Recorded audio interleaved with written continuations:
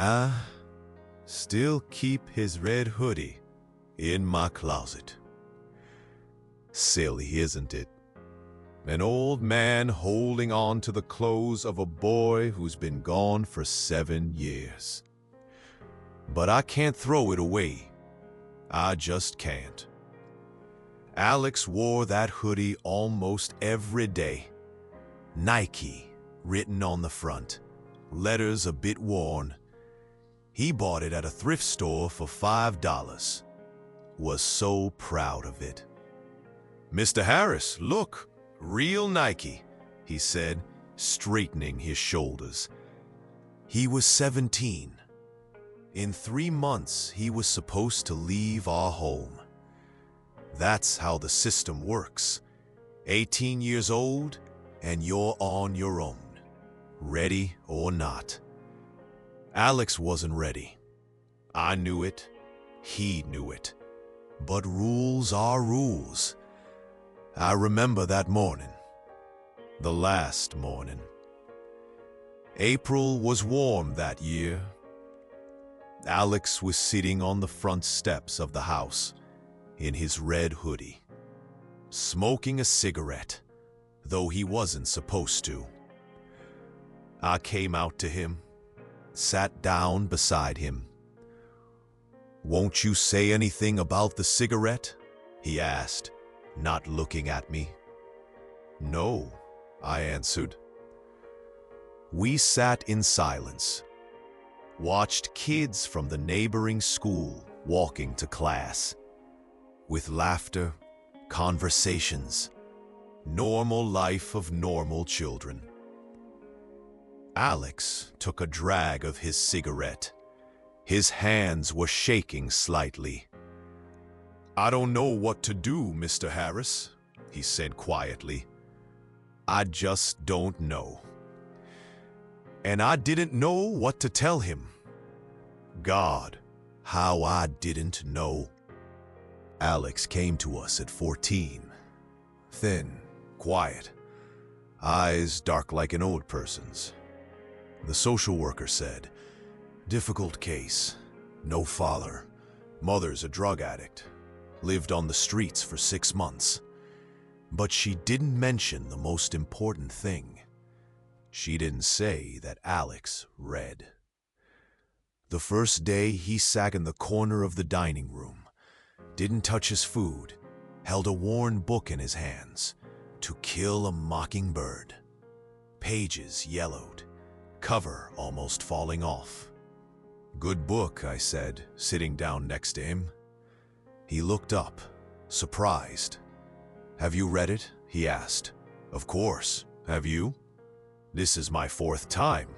At 14 years old, he was reading Harper Lee for the 4th time. Later, I learned that he found this book in a dumpster when he lived on the streets. Read it by streetlights, in 24-hour stores where security guards let him warm up. "Books don't leave you," he told me one day. "People leave, but books don't." He was right, and I understood that. We had a small library, old books donated by volunteers. Alex read them all in 6 months. Then I started taking him to the city library every Saturday. The librarian, Mrs. Johnson, loved him. Always set aside new arrivals especially for Alex. "This boy is special," she told me. "He has a gift." A gift, yes, maybe. But gifts don't always save you. When Alex turned 16, I helped him find a job. A small bookstore on Main Street. The owner, an old Jewish man named Max, was looking for a part-time assistant. "Does he read?" Max asked, looking at Alex. "Yes," I answered. "Does he read fast?" "Very fast." "Good. Let him start tomorrow." Alex blossomed in that bookstore. For the first time in years, I saw him truly happy. He would come home in the evenings with bright eyes, would tell about new books, about interesting customers, about advice he gave to people. Today, a woman came in, looking for something for her teenage son. I recommended Lord of the Flies. She bought it. Or, Max says I have a talent for recommendations, says I understand people. Max really said that. I talked to him. The old man was impressed with Alex. This boy reads people like books, Max said. Looks at you and immediately knows what you need. Alex earned $6 an hour, worked after school and on weekends, saved all his money. What are you saving for? I asked one day. For college, he answered simply. For college. A boy who lived on the streets was dreaming about college. And I believed him. I really believed him. But then winter came, and with it, dark days. Alex became more quiet, often sat by the window staring at nothing, read less. Still went to work, but Max said the boy had changed. He's like he dimmed, the old man said, like a candle in the wind. I tried to talk to him, but Alex became increasingly closed off. Everything's fine, Mr. Harris, he always said, just tired. But I could see how he looked at other children in our home, the little ones who still had chances, the younger ones who still had time.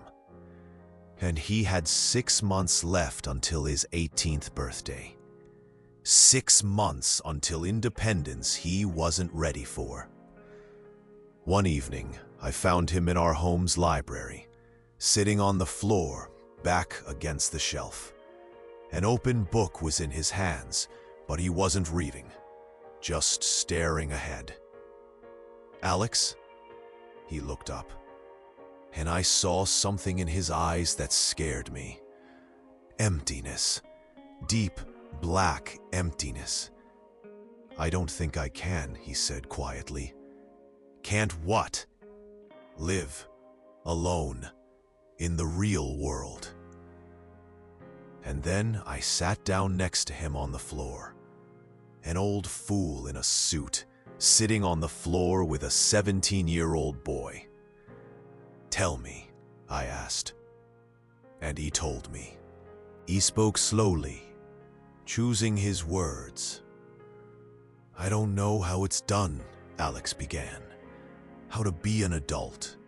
How to rent an apartment. How to pay bills. I listened. Other kids, they have families. Someone helps them. He ran his hand through his hair. A gesture I knew. He always did that when he was nervous. Max says I can keep working at the bookstore, says he'll raise my salary, but it's $6 an hour, Mr. Harris. Even if it's $8, that's not enough to live on. I knew he was right. And college? I'm an idiot. How can a boy from a group home get into college? You're not an idiot, Alex. Then why am I so scared? He closed the book, put it on his knees. You know what's scariest? I'm 17 and I still don't know what a real family looks like.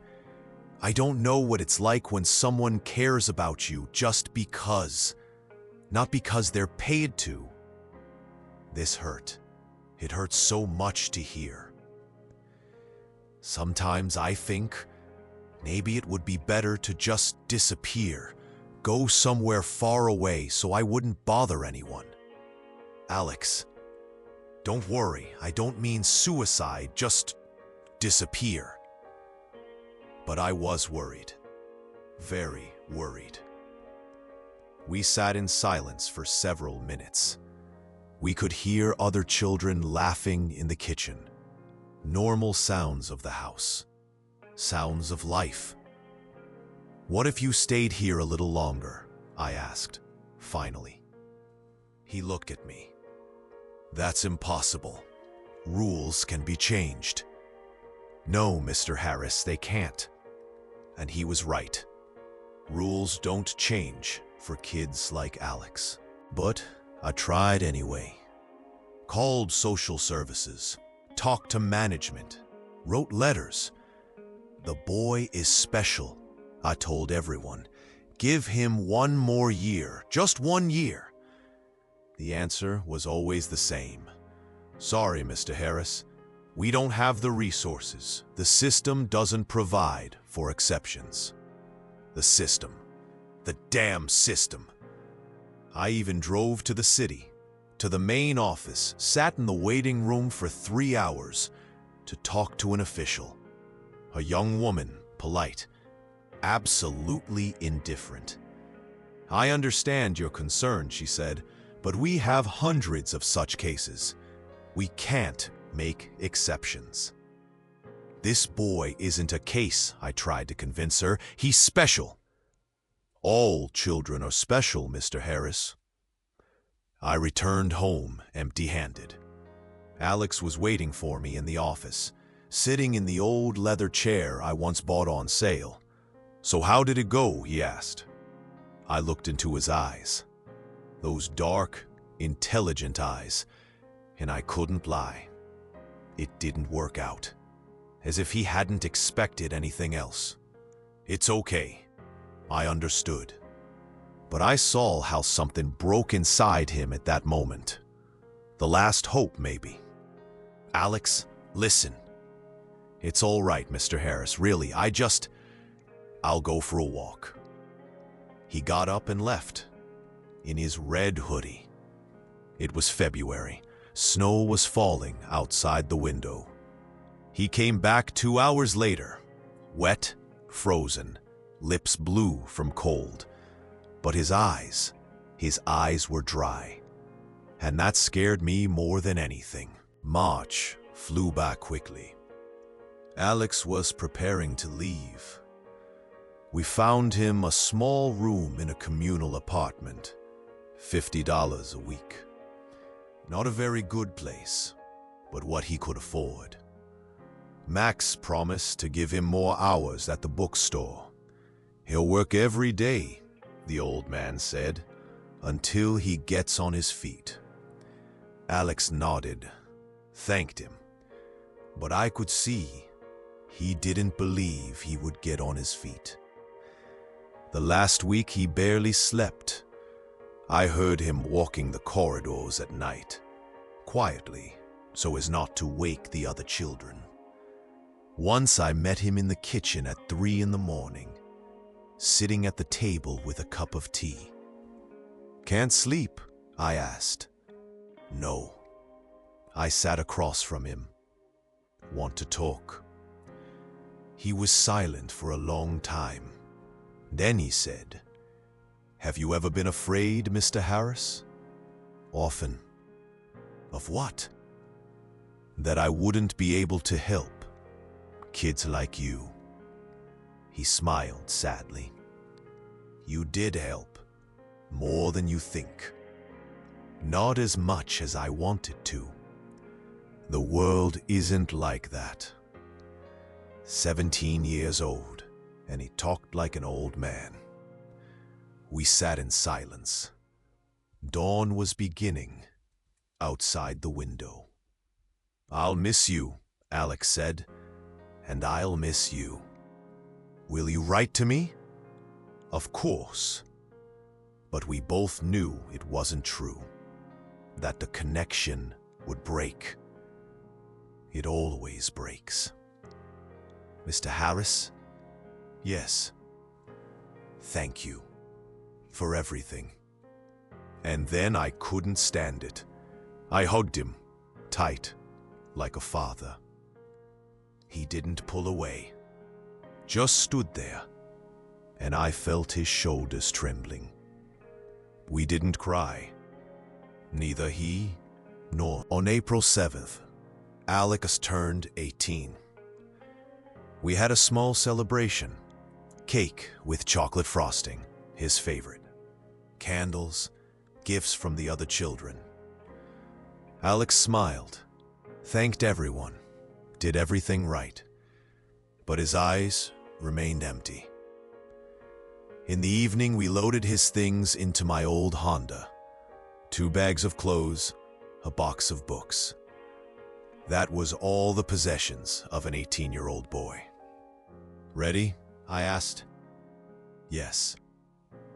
We drove in silence, through the familiar streets of the small town, past the school, past Max's bookstore, past the library. The house was in the old part of town. 2 stories, peeling paint.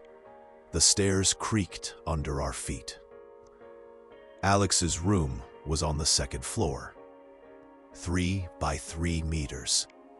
1 window, a bed, an old dresser. Shared bathroom at the end of the hall.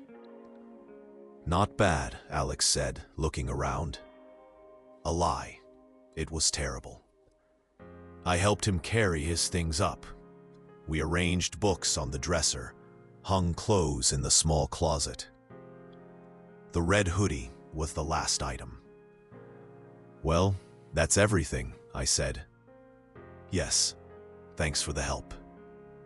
We stood in the cramped room, didn't know what to say.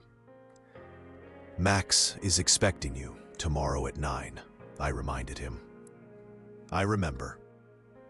And if you need anything, I know your number. I hugged him once more, felt how thin he was under the hoodie. Take care of yourself, boy.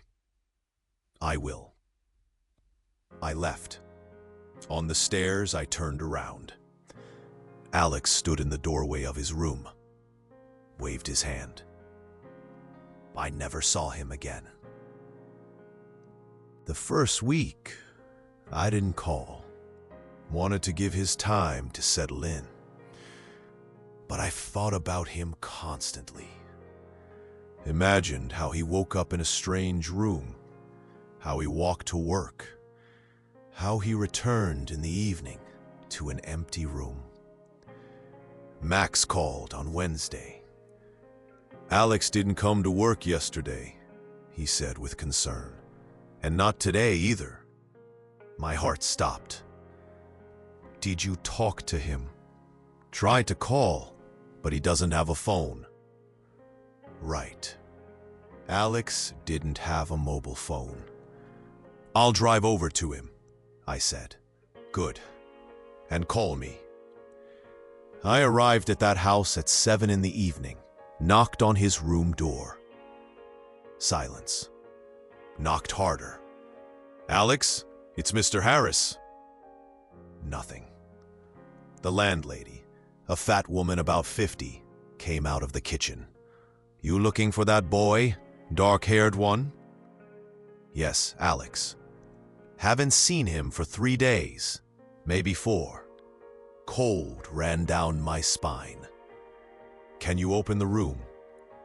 I have a spare key, but I don't have the right. Please, I'm worried about him. She looked at me.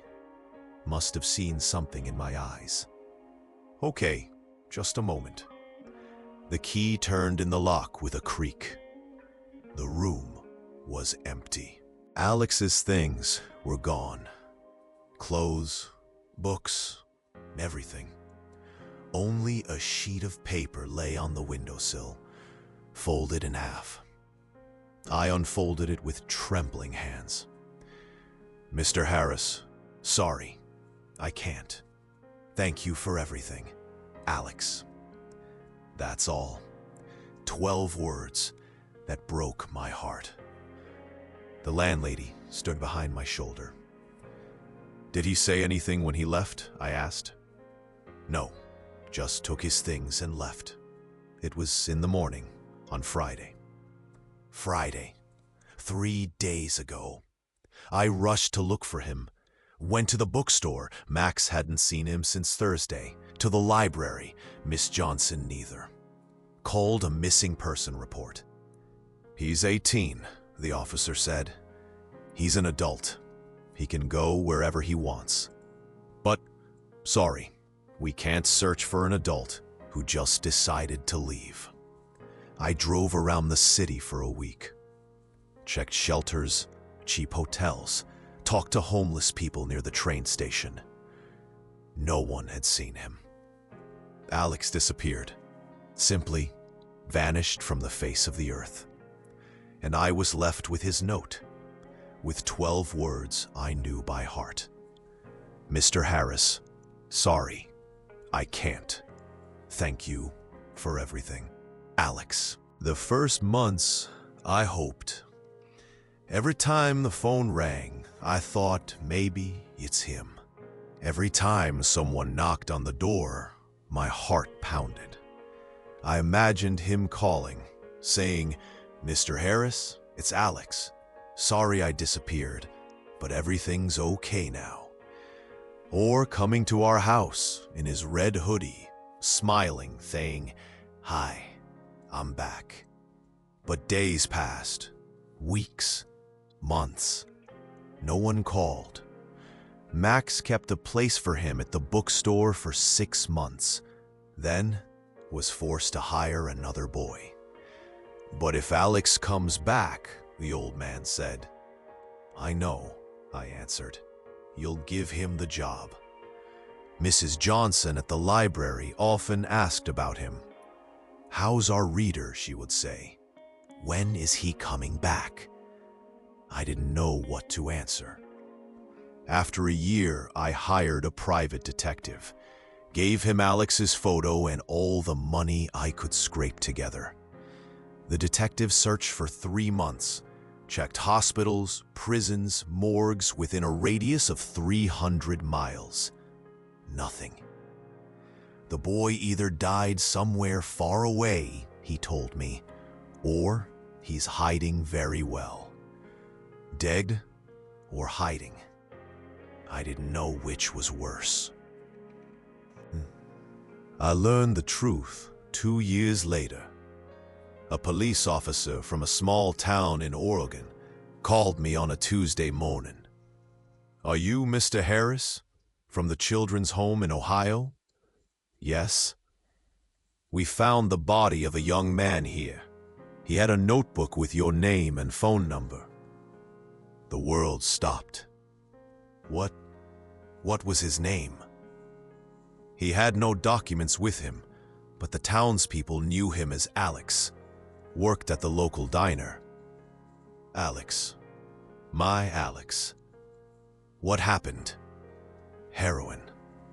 I'm sorry. Heroin. The boy who read Harper Lee, who dreamed of college, who was afraid to be alone. When? We found him yesterday, but the doctor says he died several days ago. Several days ago.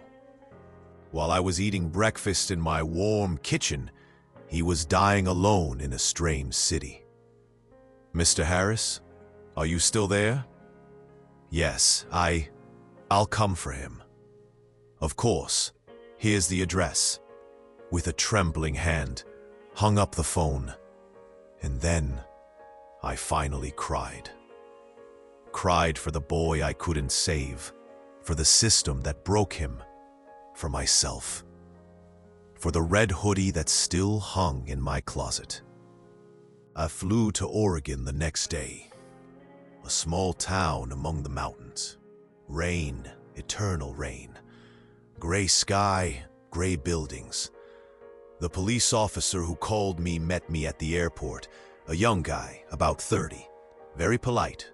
Sorry for the circumstances, he said. We drove to the morgue. White walls, smell of disinfectant, like a hospital, only quieter. Ready? Asked the morgue worker. No one is ever ready for this. They opened the drawer, and there lay my Alex, thinner than I remembered, pale, hair longer, but it was him. He was wearing the same red hoodie. Yes, I said, that's him. The police officer told me what he knew. Alex had come to the town a year ago, rented a room above a Chinese restaurant, worked as a waiter. Quiet boy, said the restaurant owner, polite, always reading between shifts. Reading. Even there he was reading. But the last few months, something changed, the Chinese man continued. Became sadder, started missing work. And then they found him in his room. Needle in his arm, empty heroin package on the table. He didn't leave a note, the police officer said. Only a notebook with your contacts. A notebook. I asked to see it. An old-school exercise book. On the first page, my name and phone number. Further, poems. Alex wrote poetry. Sad, dark poems about loneliness, about fear, about how hard it is to be alive. I still remember one of them. The world is too big for me. I'm too small for the world. Somewhere in between, I just disappear. Somewhere in between, he just disappeared. Alex didn't have many belongings. A few books, worn, well-read. To Kill a Mockingbird among them, the same copy he read at our place. Some clothes, a photo of our house. I didn't know he had taken it. And the red hoodie, the same one he came to us in, left in, died in. The restaurant owner let me take everything. He was a good boy, the Chinese man said, just very sad. Yes, he was always sad. I arranged a funeral for him in our town. Max came with his wife, Mrs. Johnson from the library. A few children from our house, those who remembered him. Not many people, but each came from the heart.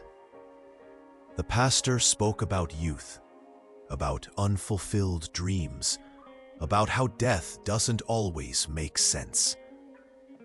I wasn't listening. I looked at the coffin and thought about the boy who read by streetlight, about his dark eyes and quiet voice, about how he said, "Books don't leave you." But people do leave, even those we love, even those we try to save. The first months after the funeral, I barely slept. I lay in bed and replayed every conversation with Alex in my head. Every day we spent together. Where did I go wrong? What could I have done differently? Maybe I should have insisted more on extending his care, found another way to help him stay. Maybe I should have called more often after he left, supported him more. Thousands of maybes. Thousands of questions without answers. The doctor prescribed sleeping pills, talked about depression, about therapy. But how do you treat what can't be treated? How do you forget a boy you couldn't save? Other children in our house needed me, and I walked around like a ghost, performed my duties, but my heart was there, in that room in Oregon. One day, Sarah, a 12-year-old girl who had lived with us for a year, came up to me. "Mr. Harris, why are you so sad?" she asked. I looked at her. Light braids, trusting eyes. "I miss a friend," I answered. "Is he far away?" "Very far." "Can you go visit him?" "No, little one, I can't." She thought. "Maybe he doesn't want you to be sad." From the mouths of babes. Maybe he really doesn't want me to. The red hoodie still hangs in my closet. I've been retired for 7 years now. I live in a small house by the lake. I read, fish, watch the sunset. The quiet life of an old man. But every evening, when I open the closet, I see it. Alex's red hoodie. Sometimes I touch its sleeve. Imagine I can feel his scent. The scent of books and hope. My younger brother once said to me, "Why don't you throw it away? The dead don't need it." The dead don't need it, but the living do. I need to remember Alex. Not the one who died from drugs in a strange city, but the one who read Harper Lee for the 4th time. The one who dreamed of college. The one who said, "I'll miss you." A few years ago, I wrote a letter to the Department of Social Services, told them about Alex, about how the system failed the boy. I never got a response, but I wrote another, and another. Not for Alex, nothing can help him now. For others. For those who are now sitting in children's homes and are afraid of turning 18. Sometimes it seems to me that it's pointless, that the system won't change. But then I remember Alex's dark eyes, and I write another letter. Today I received a letter from Max. The old man finally closed the bookstore. "The internet won," he wrote. "But I remember our reader."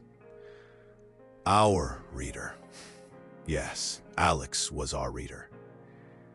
I often think whether I'm doing the right thing telling this story, whether I have the right to speak about his pain. But then I remember his words, "Books don't leave you." Maybe stories don't leave either. Maybe, by telling about Alex, I make it so he doesn't disappear completely. So that somewhere in words, there remains a boy who loved to read. Who was afraid of loneliness. Who couldn't make it. Not all stories have happy endings. I always knew that. But Alex could have had one. If the system had been different, if he had had more time, if again. But ifs don't bring back the dead. Yesterday I decided to give away Alex's hoodie. I drove to the city shelter. There lives a boy about 16. Quiet, reads a lot. Reminds me of someone. This hoodie belonged to my friend, I told him. He loved to read, like you. The boy put it on, just the right size. "Thank you," he said. I watched him walk away. In the red Nike hoodie, letters a bit worn. And suddenly, it seemed to me that Alex was walking beside him. Invisible, but real. That he was saying to the boy, "Don't be afraid. You're not alone." Maybe it's foolishness, fantasies of an old man. But I want to believe it. I want to believe that Alex is somewhere out there, that he's reading, that he's finally not afraid. And that the red hoodie will help someone else. Not disappear. Not give up. Live. All that talk about winning, that's the internet at its best. It never ceases to surprise. I suppose we all missed having the argument inside the bookstore. But I truly believe his words brought a lot of light into this sad tale. God rest his soul, and may that boy, the boy who loved to read, always be loved and not alone.